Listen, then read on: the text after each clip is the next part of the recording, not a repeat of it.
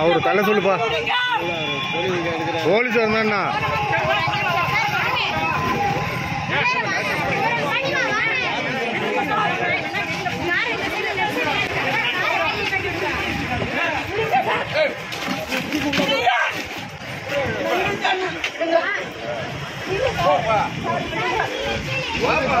கொஞ்சம் சைலண்ட் நினைக்கலாம்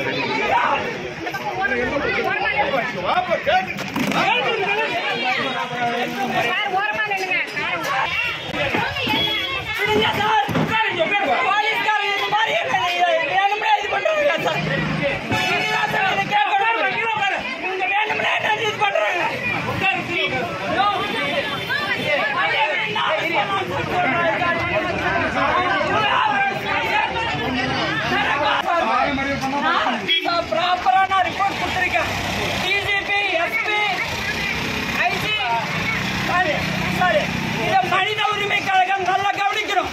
மனிதம் நல்லா கவனிச்சு சார். 2 மாசம் ஆச்சு நான் கொடுத்த கம்ப்ளைண்ட்.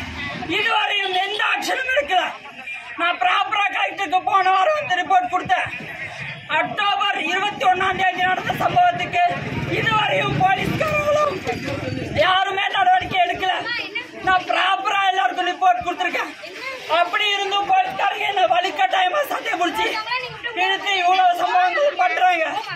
நான் ப்ராப்பரா எல்லாருக்கும் ரிப்போர்ட் கொடுத்திருக்கேன். என்ன ஊர் நீங்க? எல்லா டாக்குமெண்ட் என்ன ஊரு? என்னோட ஊர் ஸ்ரீபுரம் தான். எல்லா டாக்குமெண்ட் என்ன சம்பவம் நடந்தது? என்ன நீங்க பாத்தீங்கன்னா போன வாரம் வந்து ரிப்போர்ட் நடந்துச்சுன்னு தெளிவா சொல்லுங்க.